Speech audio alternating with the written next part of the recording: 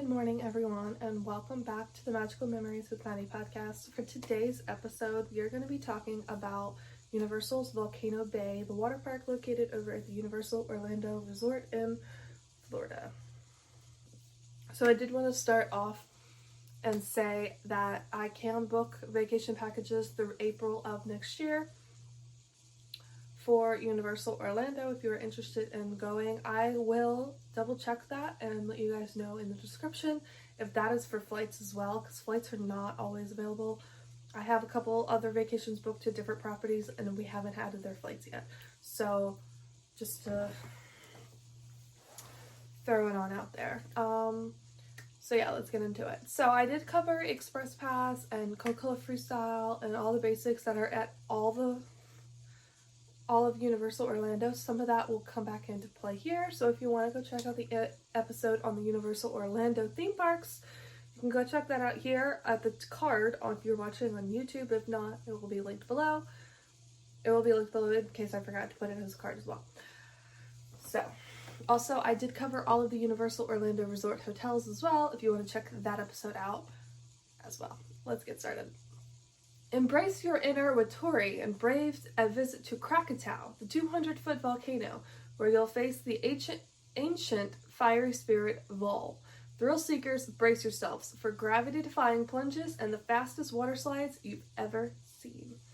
So Universal's Volcano Bay is a very themed water park to like Hawaiian kind of things, and they have a major difference between every other water park in the world and themselves.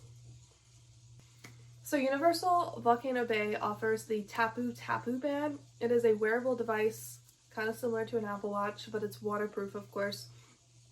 And it's basically how you do like everything in the park. It's kind of like a Magic Band at Disney World, but it's only for Volcano Bay, which means you do have to return it at the end of the day after your day at Volcano Bay. You are not allowed to keep it. I would bet that they would charge you if you did try to steal the Tapu Tapu band. So don't steal it. Each guest receives this regardless of age. If you're old enough to have a ticket, you will receive this. This is how you will get into the virtual queue for all of the rides. And to do that, you basically walk up to the machine right by the ride that you want to ride and you scan your Tapu band. And if it says ride now, you can go ahead and ride. But if it says like an estimated wait time, you have to wait that wait time to ride the ride. If you decide you want to ride a different ride instead, it will take you out of that queue if you have to be in a queue for a different ride. So you can only be in one virtual queue at a time. But that is how the virtual queue system works over at Volcano Bay. You can also use the band for other interactive experiences around the park, like shooting water, all kinds of little water things. They have cool things throughout the volcano that I've seen. And it can be used for cashless payments. So to use it for cashless payments, you have to have your card set up with the Universal Orlando app, and then it will automatically sync with your Tapu band for when you are at Volcano Bay, so that you can just use your Tapu band to get your food and drinks. So you do not have to bring your credit card with you. Of course, if you are buying alcoholic beverages, you will still need your ID, so however you choose to pay is completely up to you. But if you're just buying food, you can pretty much do it with your wearable, which means if you trust your kids to go off by themselves, your kids can essentially go up and order whatever they want and charge the Tapu band as long as it's set up with your credit card.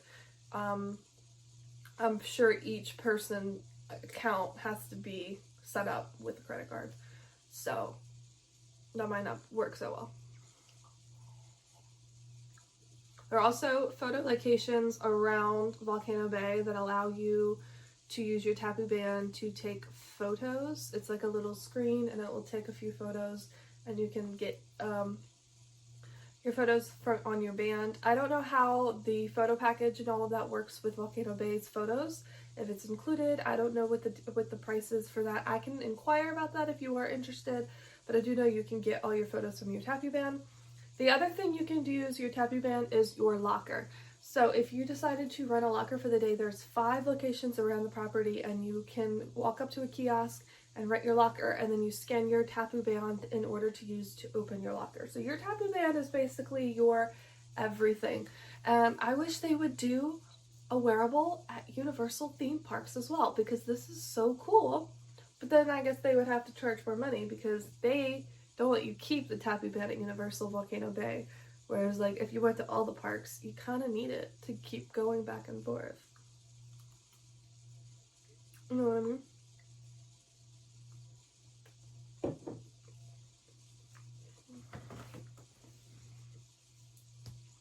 So there are several upgrades that are available to each guest whenever you go to Cabana Bay.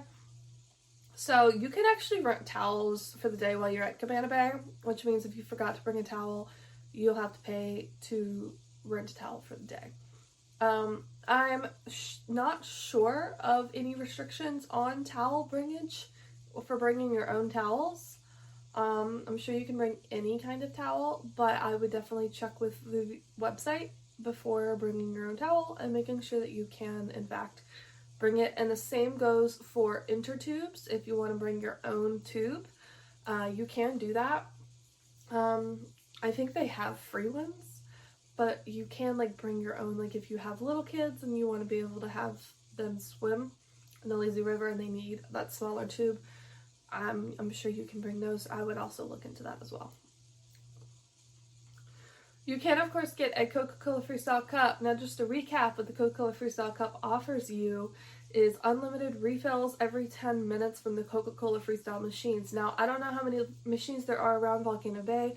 I don't think that there's many. There's probably only like 4 or 5 total, if that. This can be a great option for your day at Volcano Bay if you are really big into soda.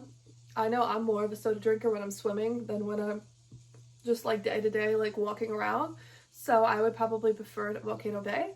But like I said, like, I don't know how spanned out across the property the cup is. I don't know what the drink prices are. I don't really know everything. All I know is the price of Coca-Cola Freestyle, $20 for day one, $10 every day to reactivate it after that.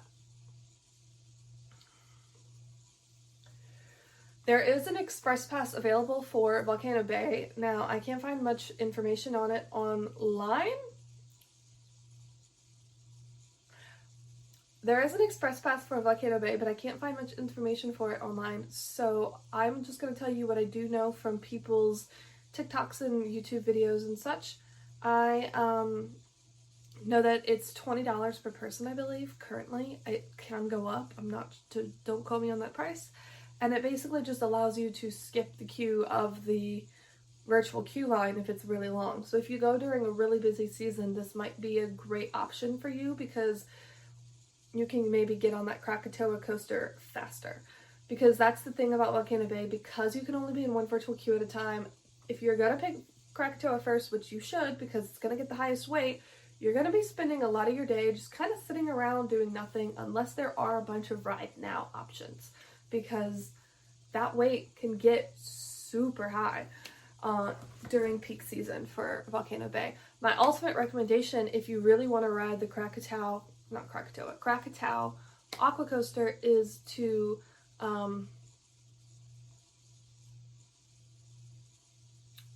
take advantage of early park admission. And in order to get early park admission, you have to stay on site. You can stay on site at any of the Universal Orlando hotels, but there are a few that have a walking path right to Volcano Bay. So there are 2 types of extras that are really cool. They have cabanas and premium seating. So the cabanas are either 1 or 2 story cabana rentals, and they have these amenities: towels, padded lawn chairs, complimentary fruit and snack basket, small fridge, and concierge services. And the concierge services, basically they will go order your food for you. And the best part of the cabanas is that you have a tablet. It's called a guest experience transformation tablet, a GET tablet, and this tablet has all of the rides on it, and you can scan your tapu band to get into the virtual queue for these rides without leaving your cabana, which is super great because, not that this park is very big, if you're going to be walking all over just to join queues and you're not really sure what the wait times are and stuff, this is really cool because it will tell you the wait times and all of that right here from your cabana, and that is amazing. Now these are very expensive. I do not know the pricing of these present day, and I don't want to give pricing anyway because that is completely up to the guest when they go. You can, at your own leisure, Google it. I found all this information about the cabanas and stuff online on a blog post for some Orlando travel group, something, I don't know.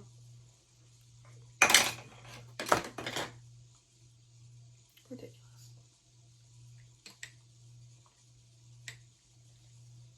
And then they have the premium seating option. It doesn't come with an actual building to hide away in, but it does come with a pair of padded loungers that are equipped with an adjustable shade canopy and built-in storage lockbox, which is great for storing your phone, keys, or anything like that you're worried about. This is a cheaper option, but it only seats 2 per premium seating option, whereas the cabanas can fit lots of people depending on if it's 1-story or 2-story, of how big it is. I also don't know how big the cabanas are. The premium seating also does have an area attendant who will take your food and drink areas, and yes, an escort who will show you where your reserved seating is, where you first enter Volcano Bay for the day. I'm sure the same goes for the cabanas, that there is someone who will show you where your cabana is for the day.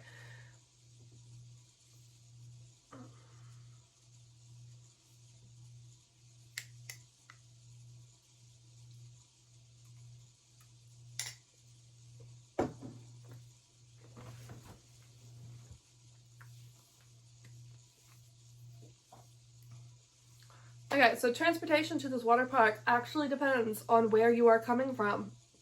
If you're staying on site, it can either be bus or the walking path. The hotels with the walking path are Cabana Bay, Sapphire Falls, and Adventura Hotel. Those are all really close. Cabana Bay is the closest. In fact, you can get rooms with a Volcano Bay view. I've also seen Volcano Bay views at Adventura because it's like right there. And those are great for if you want to just a quick walk to, and you will get much closer with that walking path to the park entrance than you will if you take a bus. Now, if you take a bus from the other hotels, it will take you to the bus stop at the front, but you can take it straight from your resort at any of the other resorts, Portofino Bay, Endless Summer, Hard Rock, etc., etc. Like I said, I've already talked about all the hotels, so if you want a full list of the hotels, check out the other episode about the hotels. Now, if you are not staying on site at Universal Orlando and you are driving, you have to park at the standard garage for City Walk, and then you have to go down to level 1 to take the shuttle. Then you have to go down to level 1 to take the shuttle to Volcano Bay from there.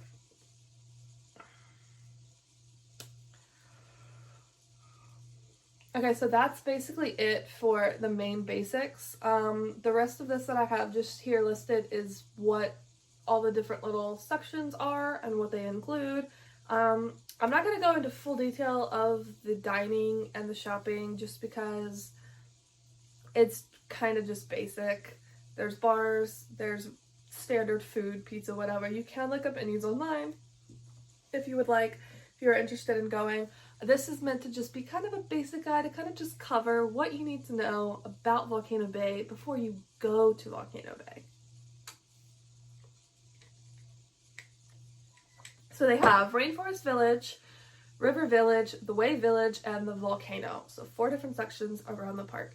Rainforest Village has the Oh No of Ohia and Oh No drop slides. So those are 2 different things, I think. The drop slides, it's like, if you're watching, here's where the slide ends and here's the pool. You have like almost like a good 3 feet between the slide ending and the pool before you like jump in, so it kind of like takes you up a little bit before you go back down to the pool, so it can be pretty crazy.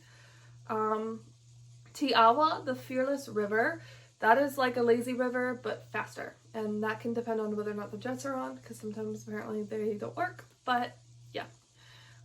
Raki of Tanawai Tubes, just a standard tube ride. Dining here includes the Feasting Frog, Kanoku Boat Bar, and Bamboo. Bamboo does serve food, but the other 2 are bars that serve alcoholic beverages.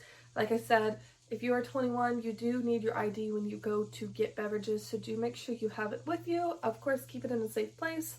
You can, I'm sure, go get it out of your rented locker, or you can, of course, put stuff at just regular old chairs if you don't run a cabana or anything to keep all your stuff safe. I don't think anyone's going to steal your ID. If you keep it in your bag under your chair, you should be fine. River Village is home to, sorry, these are hard to pronounce, Kopiko Tai Winding River, Runamaka Reef, Hanu of the Hanu, aka Moana, and Wahiki something eats. I can't pronounce that. So the Winding River is the lazy river. The other two things I think are children's play areas. I'm not 100% sure. One of them, I know the reef is. I don't know about the Moana one. That one might be a ride. I think it's a ride. If it is, it's just a standard ride that you can ride with on a tube float. So like I said, there are like a little kid splash bay areas like this Runamaka Reef. So if you are worried about the littler ones that you have, you can still go to Volcano Bay. If they are not interested in riding the big rides, or maybe they're not tall enough to ride the big rides, there are things for them to do. They have the Fearless River, the Lazy River, the kids splash play areas, all kinds of stuff. The Wave Village is home to Waturi Beach, the Reef, and dining and shopping. The dining and shopping here includes the Koala Reef Restaurant and Social Club, the Dancing Dragons Boat Bar, and the shopping here includes Krakatoa Katie's and Waturi Marketplace. So this is like where I think the main area where you walk in is basically, because the volcano, I think it's right by the volcano, I don't know. But I think this is the main area because of the fact that it was shopping. And I know the shopping is near the exit of the theme park. Now, I don't know where the entrance is from the walking path in correlation, because it isn't like the main entrance, it's kind of a side entrance. The Reef is a kids play area, and Waturi Beach is just basically like a big pool-like area. It's kind of like a beach style. So if you've ever been to like Disney's water parks, like Typhoon Lagoon, I think is the one where it has like that big, it looks like a beach, like big water, and it gets deeper as you go out. It's just like that. Okay. And the Volcano is home to the Krakatoa Aqua Coaster, the Volcano, of course, Punga Racers, Kala and Tai, Nui, Serpentine, Body Slides, and the Krikori Body Plunge. So the Krakatoa Aqua Coaster is like literally a coaster water style that takes you all around. If you've ever been like on a Disney cruise, like the Aqueduct. The Volcano has walking paths in it with all kinds of things that you can scan with your Tapu Band that are really cool. Punta Racers is just like a little simple slide. Same with the Body Slides, their slides. I don't know about mats or floats requirement for these. I'm sure, I know Universal has them for these rides, of course. I just, because they, you know, you have to have some of these, like you can have big groups, some of these you can have smaller groups. They have to have the different size float options, so they give you the float when you ride. I just don't know like which slides have a float when you get up there, basically. And the body plunge is like a big thing. You get into that glass thing at the top and you are shot down into the bottom. Really cool. If you're into that, it's from really high up, like really high. So completely up to you if you want to do that. Okay, so that covers every basic thing that you really need to know about Volcano Bay. Let me get on to some tips I have before we end the episode.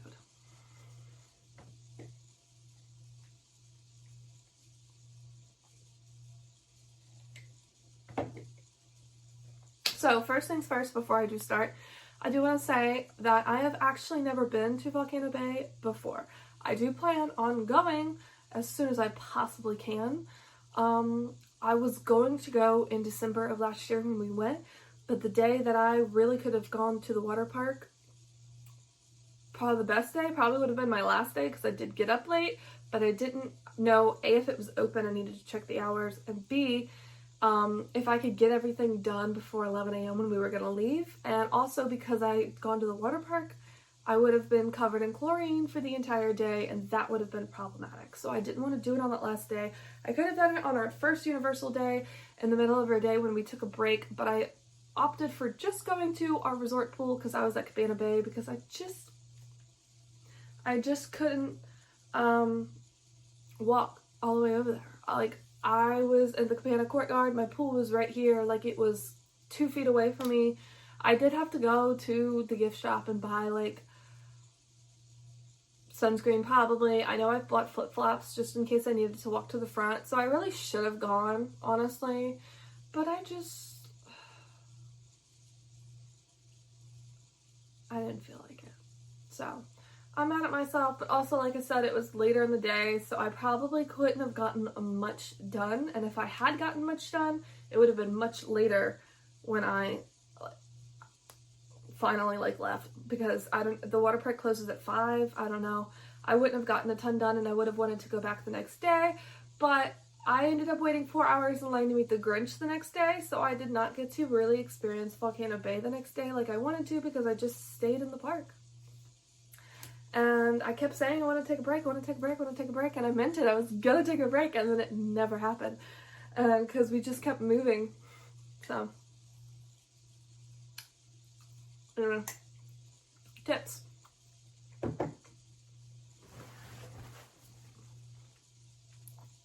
Okay, so here's my biggest tip. Stay on site. I just watched this girl's vlog for Volcano Bay recently, and this is really why I really wanted to talk about Volcano Bay, is because this is where my knowledge is from. I love watching her. I'll try to link her video below. I can't remember the name of her channel right now. I think her name is Kristen? I'm not sure. But she just went to Volcano Bay for the first time, and she posted her vlog from it, and because she went in this time of year, it wasn't as busy, so she did get a lot done in the beginning of the day before everything. She even got to ride Krakatoa twice. So like I said, depending on the season, you can really get these rides done without an express pass, but sometimes you might need an express pass. But she opted to pay for her ticket because she doesn't have her Volcano Bay included with her pass holder pass, because she's a pass holder, and she stayed on site. And she said, the early park admission is really why they got so much done. Because most people, when they take advantage of early park admission staying on site, they just go to the parks. They don't go to Volcano Bay. But some people do, of course. So you get, a lot more done in that first hour before the general public can come to the water park. Which the general public, I think, can come as early as 10 a.m. is when the park opens. And so you can get in an hour before that. Or maybe it's a half hour. I'm not 100% sure. It should be an hour. But I've always seen that the early park admission time is 9:30. Maybe it's 10:30 that the park opens. I think it's 10:30, and you can get in at 9:30 for early park admission, which is really great. So the first thing I'm going to say is staying on site is definitely going to be the best option for early park admission.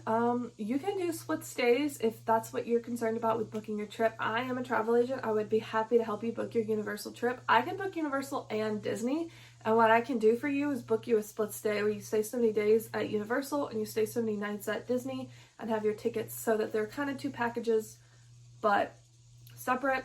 And if you're flying, of course, I could book your flights and get you on the shuttles. I have seen that there is an option to get you on the Superstar shuttle to Universal, from the airport, and then, of course, we can get you on mirrors on the way back, so you pay a one-way for both of those, but that's just so you're not paying for a round trip from Universal when you're not departing from Universal. And I've also seen that there is some kind of transportation between Universal and Disney, but I do need to do more research into that, so don't come for me if that is not correct. Sorry, I'm getting emails. If you hear the ding, I'm so sorry. I don't think you should, but I keep hearing it in my ear. And so I'm like, is this connected to my computer or my phone? I don't know. We shall see. But anyway. But yeah, staying on site is really going to get you the most benefits. You can get there earlier, and the earlier you get there, the better, because like I said, that Krakatoa line gets really long. I almost would tell you to go get in the virtual queue for Krakatoa and then go get any extras, because if it's really peak and really busy, you might need to. If you are getting there at park admission time, like 10:30, not early park admission. If you're getting in for early park admission, you should be fine. But because, like I said, they have the early park admission, if you are just a standard guest coming into the park, if you cannot stay on site, it's totally fine.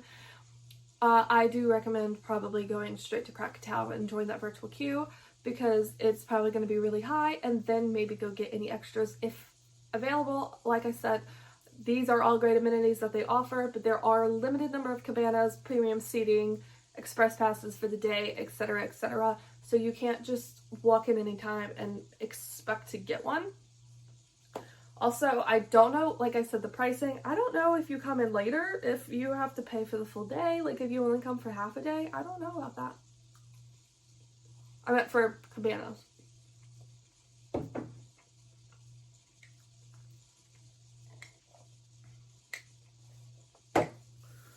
Okay. The other great tip that I can give you guys is to not pay separate for a Volcano Bay ticket. Pay for a 3-park ticket. You can pay for a 3-park park to park, and that includes access to Volcano Bay and the 2 theme parks, Islands of Adventure and Universal Studios Florida. Now, if you aren't staying on site and you're buying your tickets separate, you want to buy a 3-park park to park ticket. I can help you with booking all of this, of course, but you are going to get the best bang for your buck if you do stay on property at Universal, because they bundle and save the option of hotel and tickets. And you can also, of course, book with air. If you're just doing Universal, if you're not doing Disney, it's so much easier for booking that with air, because I can get your departure flight, your return flight, your hotel, your tickets all in one booking, instead of having like your flights, your Universal, your Disney, your transportation, da-da-da-da. Which, not that it's a problem. I also have seen that I can add rental cars straight to your Universal reservation as well if you would like one. So that's something to note. Maybe if you want to stay at Universal and drive to Disney, that is totally an option. You can stay for more nights than you have for a ticket. Most of the time, the tickets are 3 days. Generally, it depends on how many nights you stay before it gets a higher ticket. And if it gets a higher ticket, it's like a 3-park unlimited ticket, and that is for up to 14 days that you can access it, which that's a great ticket option, because if you decide that you want to go to Universal again instead, or whatever, maybe you just want to do another day at the water park, you have multiple day options to use that ticket, which is superb. Alright, that is all I have to say. I will see you guys in the next episode, and we're going to move on down to Disney, and I'm going to start with Disney's hotels, with the value hotels, so stay tuned for that episode. In regards to that, I'm going to do value, moderate, and deluxe / villas, because they're kind of together, same thing, if you will. There's not really many that are just villa resorts and not like also a deluxe resort. Most of them just offer villas, so it'll just have a lot more information, and it will just be a longer episode, and of course a guide to each of those parks. And then we shall do Disneyland. Alright, if you guys have any other questions about Universal that you guys want to ask, of course you can comment below if you're on YouTube, or tell me what do you think about this episode on Spotify, etc. You can go check me out on Instagram at Magical Memories Maddie to send me a message if anything you'd like to know. I would prefer it if you went to at Maddie World at Your Feet, my travel agent page, for booking trip needs or any real questions about Universal, because I just have a separate Instagram account for this podcast. It is to go along with my travel agent job, and these are meant to be together. I just have separate accounts.